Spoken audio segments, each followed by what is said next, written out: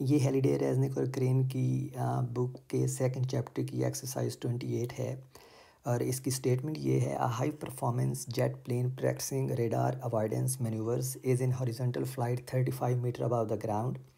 Suddenly, the plane encounters terrain that slopes gently upward at 4.3 degrees, an amount which is difficult to detect.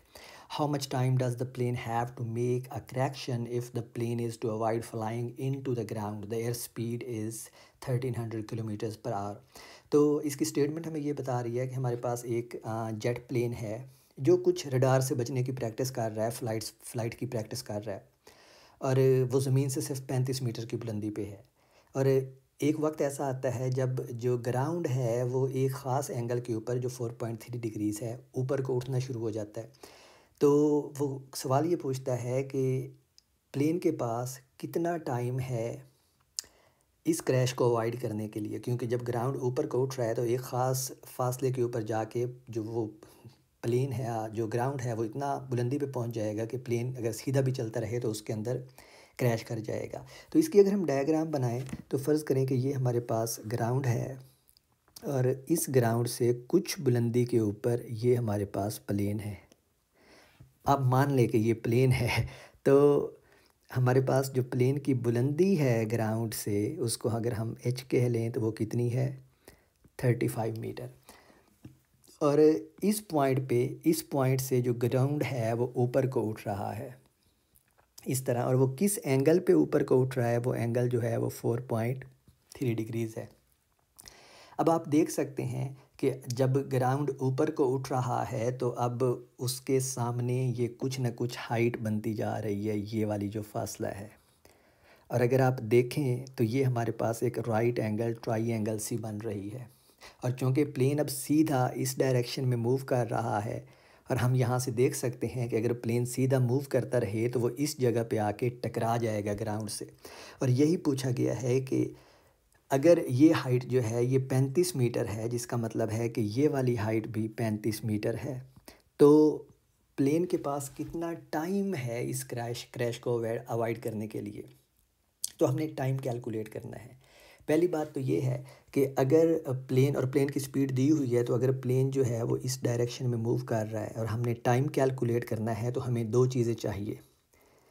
Plane की speed दी हुई है तो हमें ये वाला फासला चाहिए जो इस पॉइंट से इस पॉइंट तक जाता है, सही है. दूसरे अल्फाज में हमें ये वाला फासला चाहिए, ये वाला फासला, इस फासले को हम x कह लेते हैं, ठीक है.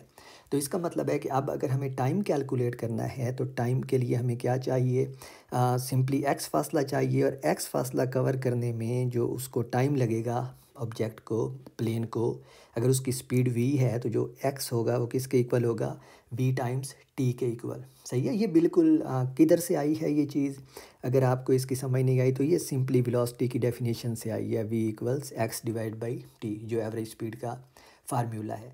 और हमें क्या चाहिए, हमें टाइम चाहिए. तो यहाँ से जो टाइम आ जाएगा वो किसके इक्वल आएगा, x डिवाइड बाई v.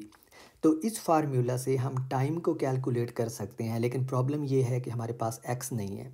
लेकिन अगर हम प्रॉब्लम की ज्योमेट्री के ऊपर देखें तो ये हमारे पास एक राइट एंगल ट्राइंगल बन रही है जिसकी हाइट भी दी हुई है और एंगल भी दिया हुआ है. तो इसका मतलब है कि इसकी बेस जो है, जो कि x है, जो हमें रिक्वायर्ड है, वो हम कैलकुलेट कर सकते हैं. तो इस राइट एंगल ट्राइंगल में अगर मैं base divide by height divide by base करूं तो वो tan थीटा के इक्वल होता है और थीटा हमें दिया हुआ है. तो इसका मतलब है कि अब मैं यूज़ कर सकता हूं height in triangle, height divide by base जो कि x है वो किसके इक्वल है, tan ऑफ 4.3 डिग्रीज़. और यहाँ से जो x है वो किसके इक्वल आ जाएगा, हाइट जो गिवन है divide by tan of 4.3 degrees, जिसको हम कैलकुलेट कर सकते हैं. तो हमारे पास x का फार्मूला आ गया. और अगर हमारे पास x का फार्मूला आ गया है तो फिर हम इस फार्मूले को यूज़ करके टाइम भी कैलकुलेट कर सकते हैं. तो ये वैल्यू अब हम टाइम x की हम इस टाइम के फार्मूला में पुट करते हैं.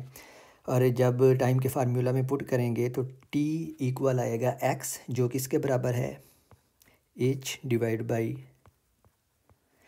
tan 4.3 डिग्रीज़ और divide by v which means 1 divide by v।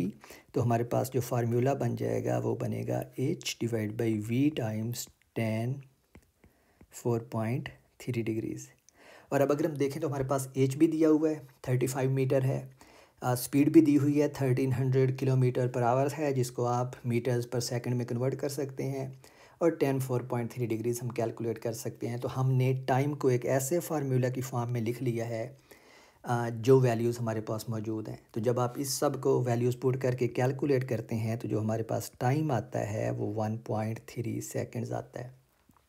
इसका मतलब है कि जब प्लेन को पता चलता है कि सामने ज़मीन जो है वो ग्राउंड जो है वो ऊपर को उठ रहा है और उसे अपना जो एंगल है जिस लाइन में वो जा रहा है उधर से मुड़ना है, तो उसके पास रिएक्शन टाइम जो है वो सिर्फ 1.3 सेकंड्स का है।